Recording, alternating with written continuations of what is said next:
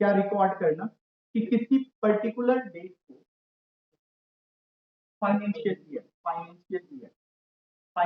यही है 1 अप्रैल से लेकर के 31 मार्च। जैसे अभी आपका फाइनेंशियल ईयर जो चल रहा है वो क्या चल रहा है 22 से 22 फाइनेंशियल ईयर में जो हम कमाई करेंगे, प्रॉफिट कमाएंगे, उसका टैक्स हम भरेंगे पता है कब 23-24। यानी दिस जो साल में हम कमाई करते हैं this is called the financial year, और जिस साल में हम टैक्स भरते हैं this is called assessment year. Assessment होता है कि हमने पिछले साल कितनी कमाई की थी, उस कमाई पे हम लोग क्या करते हैं टैक्स रिटर्न फाइल करते हैं। तो हम आप अकाउंटेंट हैं तो हम लोग क्या करने जा रहे हैं, we are going to record the transaction पूरे साल के दौरान किसी पर्टिकुलर डेट, मान लो आज जैसे 24 तारीख है, 24 मई है, 24 मई को मॉर्निंग से लेके इवनिंग तक, मॉर्निंग टू इवनिंग जितने भी व्यापार में लेन देन होगा, ये ट्रांजेक्शन क्या होता है, ट्रांजेक्शन मीन्स, ट्रांजेक्शन का मतलब होता है कि जितना भी चीज, जैसे आप कोई दुकान में, छोटा सा दुकान का सोचो कि सामान बेचना, सामान खरीदना, नगद में खरीदना, उधार में खरीदना, सैलरी देना, वेजेस देना, इलेक्ट्रिसिटी बिल देना, एडवर्टीजमेंट करना, किसी को सामान बेचे तो चेक में पैसा दिया, किसी को उधार में बेचे वो बाद में पैसा दिया, किसी को सामान बेचे थे वो भाग गया, कोई सामान खरीदे उसमें कुछ पसंद नहीं आया तो वापस कर दी, all these are called the transaction. एक पर्टिकुलर डेट को जितनी भी लेन देन हुई है मॉर्निंग टू इवनिंग, उसको आप सिस्टमैटिक रिकॉर्ड करेंगे, और वो रिकॉर्ड आप इस तरीके से करेंगे, डबल एंट्री सिस्टम में आप उसकी रिकॉर्डिंग इस तरीके से करेंगे कि ईयर एंड में, ईयर एंड बोले तो 31 मार्च को आपको पूरे साल में आपके बिजनेस का क्या परफॉर्मेंस रहा, परफॉर्मेंस बोले तो प्रॉफिट रहा या लॉस रहा, ये आप बता, प्रॉफिट और लॉस फाइंड आउट कर लेना।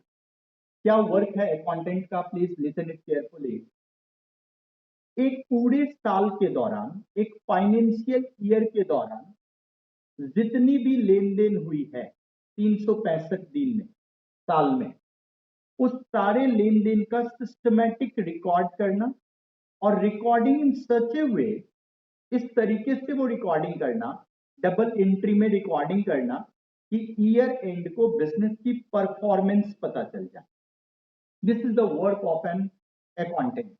मेन वर्क ये रहता है, कोई भी व्यापार में लेन देन होता है, आप जैसे देखो स्कूल है, कॉलेज है, डॉक्टर है, उसके पास भी लेन देन है, फीस आता है, वो सैलरी देता है स्टाफ को, रेंट देता है, इलेक्ट्रिसिटी बिल देता है, ऐड करता है मार्केट में।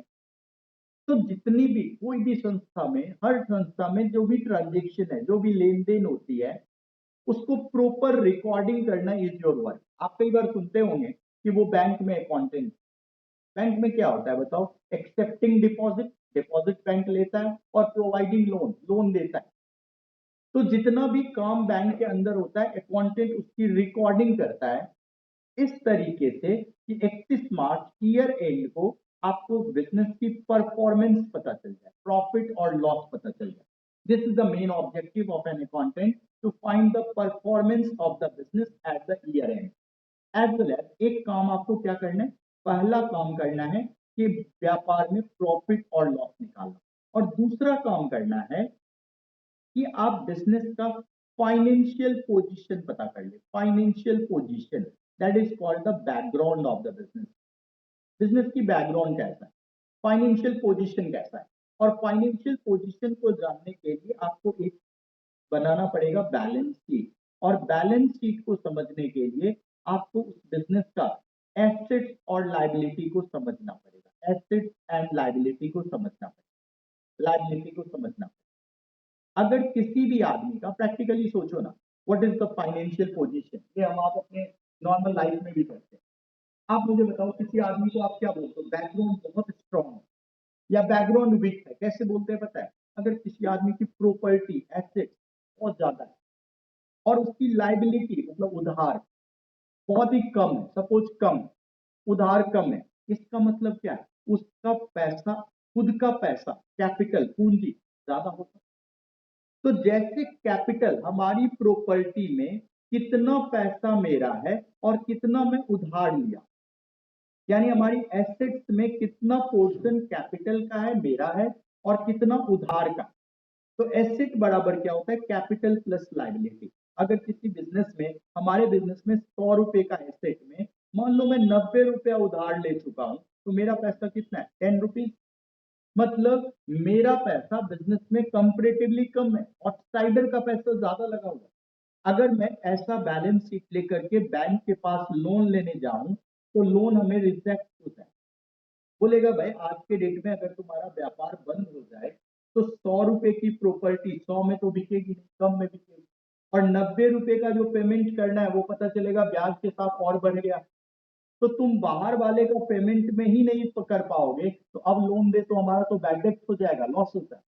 लेकिन अगर किसी आदमी के 100 रुपए की प्रॉपर्टी में सिर्फ बाहर वाले से 10 रुपया लिया, अपना पैसा 90 रुपया है, तो इसका कैपिटल की कवरेज क्या है, ज्यादा।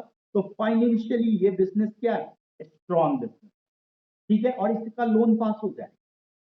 तो आप व्यापार में, बिजनेस में दो मेजर चीजों को अकाउंटेंट वर्क करता है, एक तो प्रॉफिट और लॉस निकालता है, और दूसरा क्या निकालता है, मतलब I am going to teach you the system, the process by which you can find the performance of the business at the year end. आप साल के अंतिम दिन एक सिस्टम में आपको सिखाऊंगा, उस सिस्टम से बिजनेस की ट्रांजेक्शन को रिकॉर्ड करके आप ईयर एंड को बिजनेस की परफॉर्मेंस, जिस पर आप क्या करोगे, गवर्नमेंट को टैक्स। अगर प्रॉफिट होगा तब तो आप सरकार को टैक्स दोगे, अगर लॉस होगा तब भी आप गवर्नमेंट को बताओगे। क्या फायदा है, सुनना। अगर मान लो इस साल किसी वजह से हमारी लॉस हो गई, लॉस कब होगा बताओ, अगर मेरा खर्चा ज्यादा हो जाएगी मेरी आमदनी से। कॉमन बात है, इसमें कोई अकाउंट्स नहीं है, नॉर्मल बातें कर रहा हूं। अगर मेरा खर्च ज्यादा हो जाए मेरी आमदनी से, तो मेरे बिजनेस में क्या होगा, लॉस। लॉस में भी आपको आईटीआर फाइल करके गवर्नमेंट को बताना चाहिए। क्यों, लॉस के केस में आपको टैक्स तो देना नहीं है। लेकिन अगर इस साल आप 50,000 के लॉस में हैं, तो अगला साल ये कैरी फॉरवर्ड होता है। मतलब अगर अगला साल आप 2 लाख रुपए का प्रॉफिट कमाएंगे, तो ये लॉस उस साल सेट ऑफ हो जाएगा, एंड यू हैव टू पे टैक्स ओनली ऑन 1,50,000। तो कहीं ना कहीं आपको एडवांटेज दिख रहा है कि कैरी फॉरवर्ड हो जाता है, और नेक्स्ट ईयर वो क्या हो जाती है, सेट ऑफ हो जाती है, और सिर्फ रिमेनिंग अमाउंट पर ही हमें टैक्स देना पड़ता है। तो आपको प्रॉफिट और लॉस निकालेंगे किसी भी संस्था का, मतलब if you are accountant of any organization, then you have to record the transaction of the business in such a way that you can get performance of the business at the year end, as well as the most important thing is what background of the business. If you want to take loan, अगर आप loan लेने किसी bank में जाएंगे ना, अब आप commerce में आए हो तो आपको एक जानकारी दे देता हूं, तो आपको बोलेगा क्या है आपका व्यापार, तो आप प्रॉफिट एंड लॉस का अकाउंट लाइए, और आप अपना बैलेंस शीट लाइए। ये आप सुनेंगे, कभी आप पापा के साथ, अंकल के साथ बैंक जाएंगे, तो आप, बैंक वाला क्या मांगता है पता है, मांगता है कि आप अपना P&L लेके आइए, प्रॉफिट एंड लॉस अकाउंट लेके, और अपना बैलेंस शीट लेके आइए। बैलेंस शीट से हम आपको क्या चेक करेंगे, आपका बैकग्राउंड चेक करेंगे कि आपकी प्रॉपर्टी में पहले कितना लोन है। अगर ज्यादा लोन पहले लिए हो तो बैंक आपको देगा लोन, आप मुझे बताइए। और अगर आपकी परफॉर्मेंस, आपकी प्रॉफिट अच्छी नहीं है, तो क्या आप ईएमआई वगैरह पे कर पाओगे, नहीं कर पाओगे। तो आप जब भी बैंक में लोन लेने जाएंगे, तो आपको यही दो चीज लेकर के जाना पड़ेगा, आपका प्रॉफिट और लॉस का स्टेटमेंट ले जाना पड़ेगा कि आपकी बिजनेस में प्रॉफिट है तो बैंक हंसी खुशी आपको लोन देगा, बोलेगा भाई कमाता है तो हमें वापस कर पाएगा। अगर लॉस होगा तो आपको देगा लोन, नहीं देगा, कैसे आप दे पाओगे, रिटर्न नहीं कर पाओगे। एक आपका बैकग्राउंड देखना, बैकग्राउंड मतलब आपके पास प्रॉपर्टी कितनी, उसमें ऑलरेडी आपकी उधार कितना। अगर आपकी प्रॉपर्टी में ऑलरेडी उधार ज्यादा है, तो आपको, आपका लोन क्या हो जाएगा, रिजेक्ट हो। तो ये दो काम करना अकाउंटेंट का मेन ऑब्जेक्टिव होता है। जिस संस्था में आप अकाउंटेंट रहेंगे, you have to record the transaction during the year in a systematic way by which you can get the performance of the business as well as background of the business. अब ये performance और background को जानने के लिए find out करने के लिए आपको यहाँ पर मैं एक बात बता रहा हूँ, फिर से देखना, जो बच्चे पहले से पढ़े हो, बार बार ये चीजें आपको इंपॉर्टेंट है। ये एसेट्स और लायबिलिटी अगर आपको जानकारी मिल जाए क्या होता है, तो आप किसी भी बिजनेस का बैलेंस शीट बना के फाइनेंशियल पोजीशन निकाल सकते हैं, फाइनेंशियल पोजीशन पता कर सकते हैं। एसेट्स और लायबिलिटी, फाइनेंशियल पोजीशन, क्यों? क्योंकि हमें पता है एसेट जो होता है उसमें या तो मेरा पैसा होगा या बाहर वाले से, लायबिलिटी मतलब होता है उधार। ये अकाउंटिंग इक्वेशन है, हमारे प्रॉपर्टी में कितना हिस्सा मेरा है, दैट इज कॉल्ड कैपिटल, और कितना हिस्सा बाहर वाले का, दैट इज कॉल्ड लायबिलिटी। तो एसेट और लायबिलिटी अगर हम समझ गए तो कैपिटल निकाल लेंगे ना। कैसे? एसेट में से लायबिलिटी को घटा देंगे तो हमें कैपिटल आ जाएगा। कैपिटल जितना ज्यादा है उतना मालिक का पैसा बिजनेस में ज्यादा है, और मालिक का पैसा जितना बिजनेस में ज्यादा होगा उतना बिजनेस फाइनेंशियली क्या होगा, स्ट्रॉन्ग होगा। तो if you understand the two terms, that is assets, जिसको हम हिंदी में क्या बोलते हैं, संपत्ति, और लायबिलिटी मतलब दायित्व, उधार। अगर मैं किसी बिजनेस का संपत्ति और उसके उधार की जानकारी मिल जाए तो we can prepare balance sheet. और अगर किसी बिजनेस का, दो और टर्म ध्यान से देखना, अगर किसी बिजनेस का इनकम, आमदनी और एक्सपेंस आपको पता चल जाए, एक्सपेंस आपको पता चल जाए, तो आप उस बिजनेस का क्या निकाल सकते हैं, आप उस बिजनेस का प्रॉफिट और लॉस निकाल सकते हैं, प्रॉफिट और लॉस निकाल सकते हैं। कैसे? अगर इनकम ज्यादा होगा एक्सपेंस से, तो आपको पता है बिजनेस में क्या होगा, प्रॉफिट, और अगर एक्सपेंस ज्यादा होगा इनकम से तो आपके बिजनेस में क्या होगा, लॉस। तो यानी आप पूरे अकाउंटिंग को अगर आप ध्यान से देखो, बेसिकली अपने को चार टर्म सीखना होता है। एसेट लायबिलिटी, जिससे हम फाइनेंशियल पोजीशन पता करते हैं, इनकम और एक्सपेंस जिससे हम परफॉर्मेंस पता करते हैं, यानी प्रॉफिट और लॉस पता करते हैं। यानी ये चार टर्म मैं एक बार फिर से आपको सिखाऊं।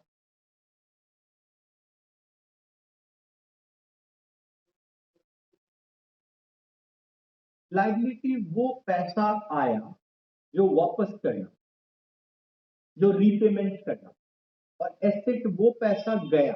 एसेट जब भी आप खरीदोगे तो पैसा जाएगा, तो पैसा वैसा जो जिसका इस्तेमाल कई साल तक है।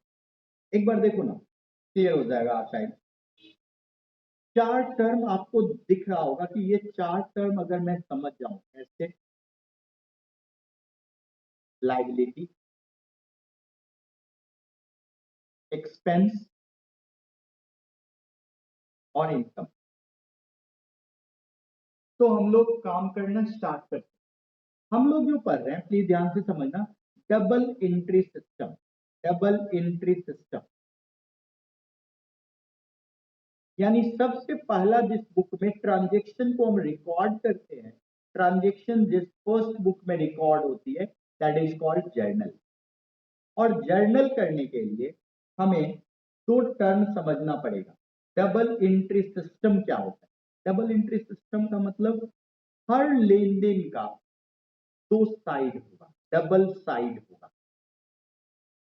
Every transaction having two side, हम लोग दो साइड को पहचानेंगे। एक साइड डेबिट होगा तो दूसरा साइड क्रेडिट होगा। यानी आपको इसकी चार टर्म में दो साइड को पहचानना। कभी एक साइड एसेट होगा तो दूसरी साइड एक्सपेंस हो सकता है या लायबिलिटी हो सकता है। एक साइड लायबिलिटी होगा, दूसरे साइड हो सकता है कि आपका एसेट हो। एक तरफ अगर इनकम होगा, दूसरे तरफ हो सकता है कि आपका एसेट हो। यानी आपको हर लेन देन में दो साइड को पहचानना है। डबल एंट्री सिस्टम का मतलब you have to identify two different side in every transaction. हर ट्रांजेक्शन में दो साइड को पहचानना है। If one side debit, another side will be credited. तो आपको दो साइड पहचानने के लिए, और वो जो दो साइड होगा, वो दो साइड में अगर वन साइड डेबिट होगा दूसरा साइड क्रेडिट होगा, और वो दो साइड या तो कोई एसेट होगा या कोई एक्सपेंस होगा या कोई इनकम होगा या कोई लायबिलिटी होगा, मतलब दोनों साइड को आपको पहचानना है इस चारों टर्म में। कैसे आप पहचानोगे, ध्यान से देखो। डबल साइड आप कैसे पहचानोगे, अब थोड़ा ध्यान देना यहां पर एक बार।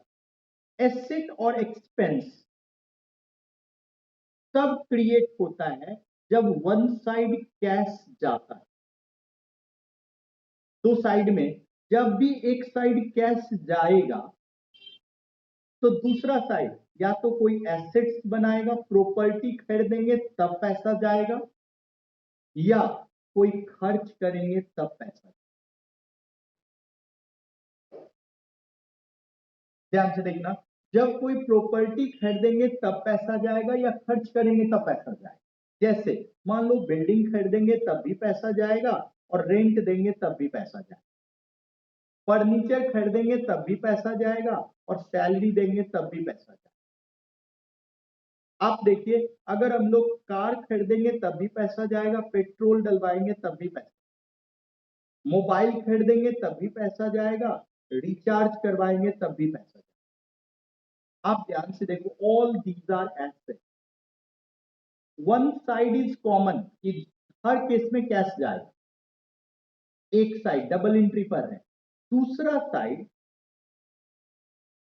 या तो कोई एसेट कब बढ़ेगा, जैसे बिल्डिंग, फर्नीचर, कार और मोबाइल, ये एसेट है। क्यों एसेट है, क्योंकि एक बार पैसा गया, एसेट को डिफाइन कर, we will use it for a long period of time, कई साल इसका इस्तेमाल होगा हमारे बिजनेस में। जैसे building once we purchase that will use for a long period of time, 50 साल 60 साल। फर्नीचर एक बार खरीदे 10 साल 20 साल यूज होगा, मतलब उसका लाइफ जो है वो एक साल से ज्यादा है, उसकी वैल्यू में धीरे धीरे डेप्रिसिएशन है, और at the end of the life you will get some scrap value also, you may get it scrap value. जैसे एग्जांपल, मैं ये एसी खरीदा, एसी का लाइफ में एक्सपेक्ट कर रहा हूं 5 साल, पैसा तो गया।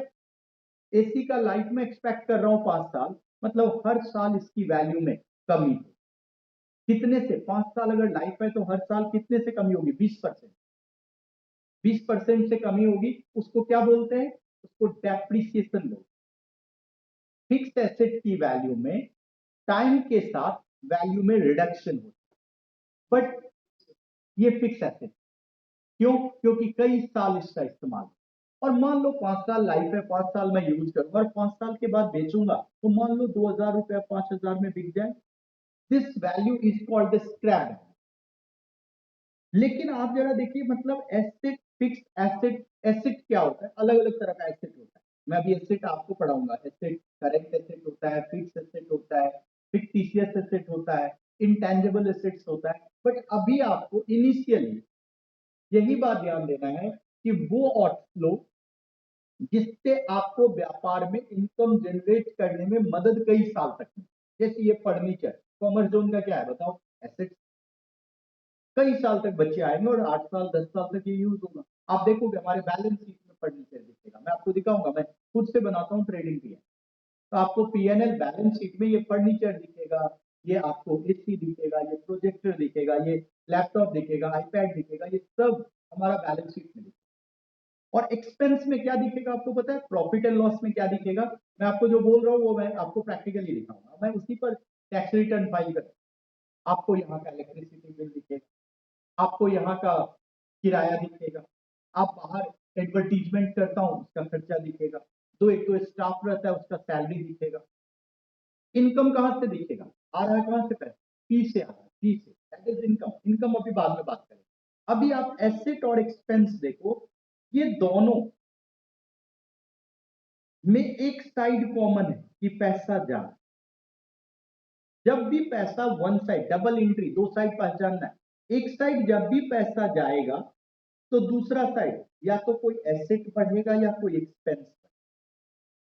आप देखो, रेंट हर महीना देंगे, रेंट से कुछ स्क्रैप वैल्यू आएगा नहीं। तो आप देखो, जब रैकरिंग नेचर का हर महीना आपको देना है, रिचार्ज क्या है, recurring expense. Petrol recurring expense, salary recurring expense है। लेकिन कार एक बार खरीदो 10 साल यूज होगा, मोबाइल एक बार खरीदो 5 साल 6 साल 2 साल 3 साल यूज होगा, more than one accounting year. तो जब भी आपको दिखे कि वन साइड बिजनेस से पैसा जा रहा है, डबल एंट्री में वन साइड कैश जा रहा है, तो दूसरा साइड या तो कोई प्रॉपर्टी बढ़ रहा है या कोई खर्च बढ़ रहा है।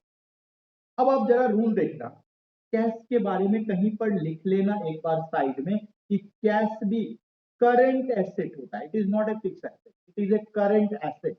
एसेट होता है, कैश भी क्या होता है, एसेट।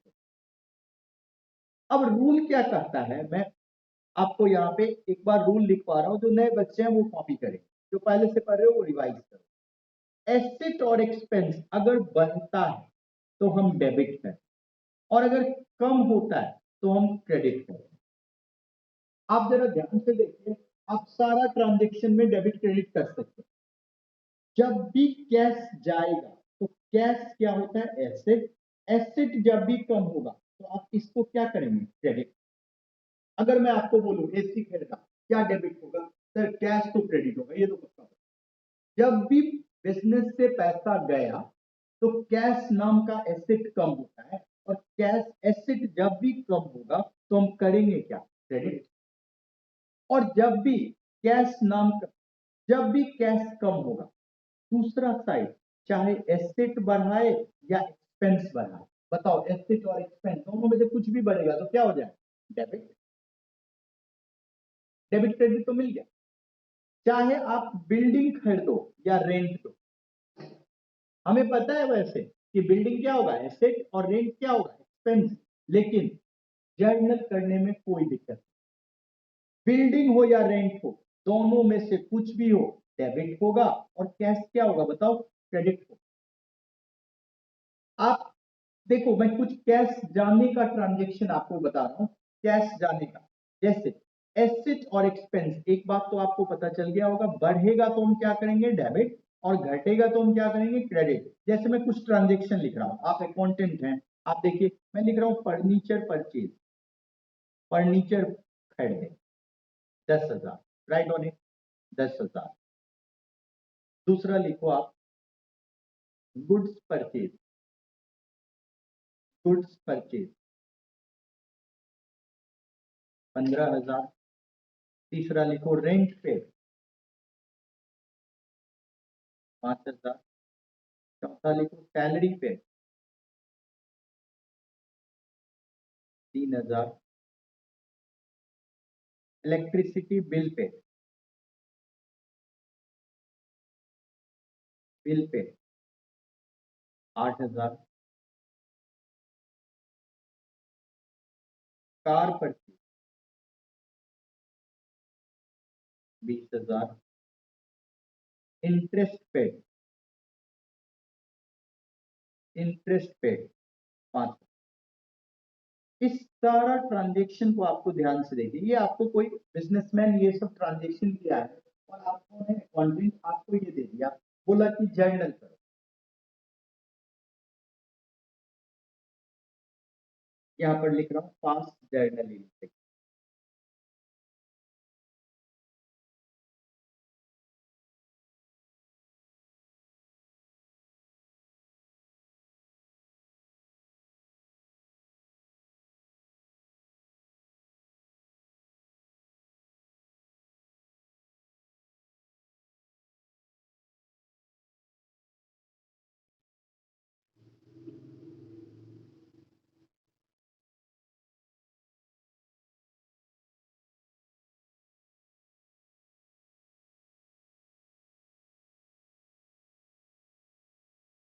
लिखिए, देखो एक एक करके मैं एक्सप्लेन करते चलता।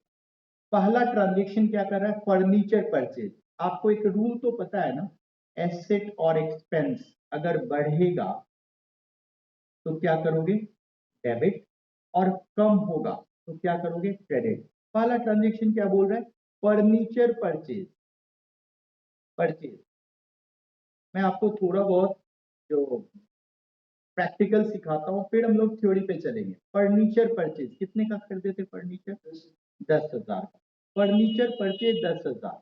आप एक बात बताओ, फर्नीचर खरीदे, एक साइड तो पता चल रहा होगा कि सर नगद में खरीदे होंगे तो कैश क्या, कैश के बारे में आपको पता है कि कैश एसेट होता है, एसेट कम होता है तो आप करते क्या, क्रेडिट। और आया क्या होगा, फर्नीचर।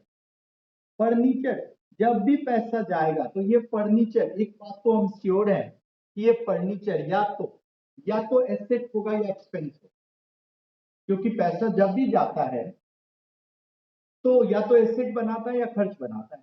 तो दूसरे साइड फर्नीचर के बारे में हम लोगों ने जैसे सोचा, once we purchase furniture that will use for a long period. तो आप मुझे बताइए फर्नीचर होगा क्या, एसेट, कैश जा रहा है, और फर्नीचर नाम का एसेट हमारे व्यापार में क्या हो रहा है, बढ़ रहा है। तो एसेट बढ़ेगा, एसेट का रूल क्या कहता है, जो बढ़े उससे डेबिट और जो घटे उसको क्रेडिट। तो फर्नीचर नाम का एसेट बढ़ रहा है तो हम क्या करेंगे, डेबिट, और कैश को हम क्या करेंगे, क्रेडिट।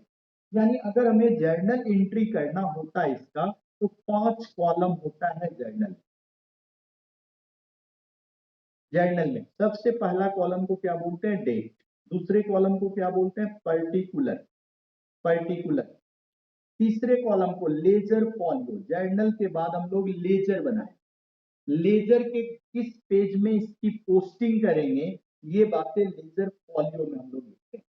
वैसे एकेडमिकली ये खाली ही रहता है, जब हम प्रैक्टिकल वर्क करते हैं तब हम लोग पेज नंबर मेंशन करते हैं। जैसे आप देखते होगे ना, कभी आप टेलीफोन डायरेक्टरी देखते हो, देखे हो, या फिर आज के मोबाइल में आप मान लो किसी का नाम शुभम है, तो आप क्या करते हो, कॉन्टैक्ट में जाके एस प्रेस करते हो, एस नाम का सारा बंदा आ जाता है। तो यहाँ पर अगर पेज नंबर मेंशन होगा लेजर का, तो आप इस जर्नल की पोस्टिंग लेजर में कहाँ किया, एक बार पलट के कहीं छूट तो नहीं गया, पेज नंबर मेंशन होगा तो आसानी से खोज पाएंगे। तो जब आप प्रैक्टिकल वर्क करते हैं अकाउंटिंग का, तो इस लेजर फॉलियो में आप पेज नंबर मेंशन करते हैं, कौन से पेज में इसकी पोस्ट की।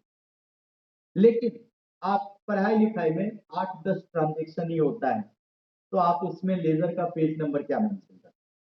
लेकिन जब आप प्रैक्टिकल वर्क करेंगे तो आप जरा सोचिए ना, एक दिन में अगर एक व्यापार में 100 ट्रांजेक्शन है तो साल भर का ट्रांजेक्शन कितना हो जाता है, 365 पर 2 जीरो लगाओ, कितना हो जाता है, 36,500 ट्रांजेक्शन। उतना जर्नल का लेजर में पोस्ट करोगे तो लेजर तो मोटा होगा, कौन से पेज में इस तारीख के ट्रांजेक्शन की पोस्ट की है वो बात तो अपने को पता करना पड़ेगा ना। उसके लिए इसमें प्रैक्टिकली जब हम वर्क करते हैं तो इसमें पेज नंबर मेंशन करना, बट एकेडमिकली आप इसको खाली ही छोड़। One side is amount for debit, another side is amount for credit. Entry में देखो, जो नए बच्चे हो सोनू ध्यान देना, एंट्री में जो डेबिट होता है ना, जो डेट होता है, ये फर्नीचर कितने तारीख को खरीदे, that is not given in the question, that's why इसको भी हम लोग खाली ही छोड़ेंगे। अदरवाइज अगर डेट दिया रहता, जैसे मान लो 24 तारीख दिया रहता, 24/5, 24/5/2022, आप डेबिट करते किसको, फर्नीचर को। जो डेबिट होता है ना उसको ऊपर लिख, डेबिट। और जो क्रेडिट करना होता है ना उसको थोड़ा स्पेस छोड़ के टू में लिखते हैं, टू कैश। कितने का खरीदे हैं, 10,000 डेबिट में, 10,000 क्रेडिट में। मतलब there are 5 different column in journal.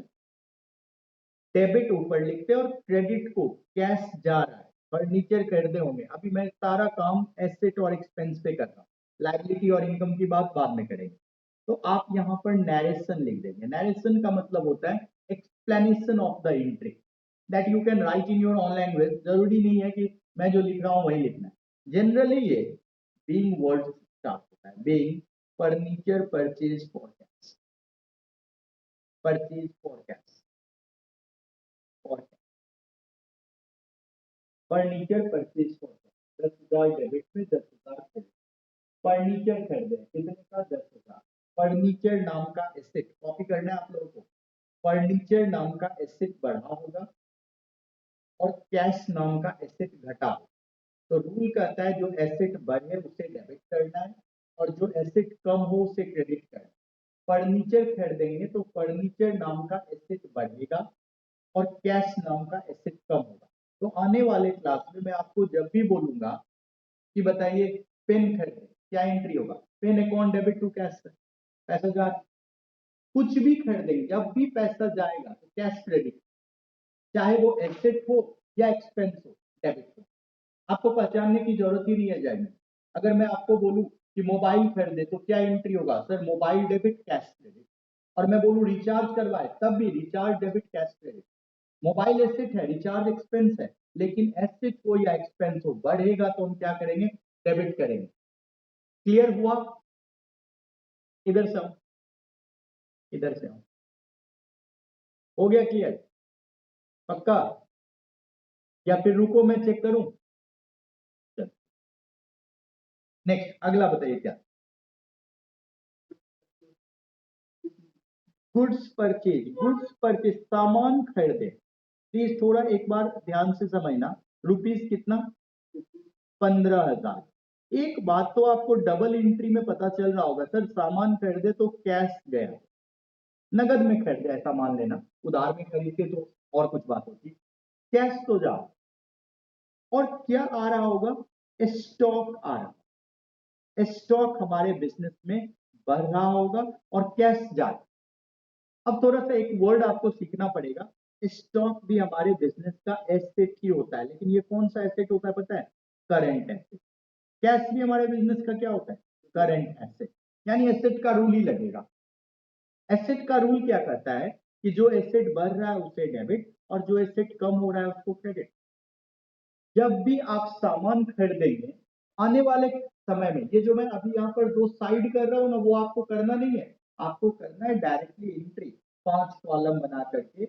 आपने आप एक बार बनाया उसी पे लिख लो, स्टॉक ऑन डेबिट नहीं लिखो। स्टॉक का मतलब क्या होता है, प्लीज एक बार ध्यान से समझना। अगर मेरा किताब का दुकान और हम किताब खरीदे, तो बेचना है किताब तो तभी तो खरीदते हैं, दुकान ही है किताब। तो हम लोग किताब के दुकान में अगर किताब खरीदेंगे तो उसको गुड्स या स्टॉक बोलेंगे। अगर किताब के दुकान में हम एसी खरीदेंगे तो पता है गुड्स नहीं बोलेंगे, स्टॉक नहीं बोलेंगे, एसी हमारा एसेट हो, क्योंकि उसका यूज करना। यहां पर वर्ड यूज कर रहा है गुड्स। गुड्स का मतलब जिस चीज का दुकान है वो सामान खरीद, इसीलिए हमने वर्ड यूज किया स्टॉक। स्टॉक आ रहा होगा, कैश जा रहा होगा, बट स्टॉक वर्ड यूज नहीं करके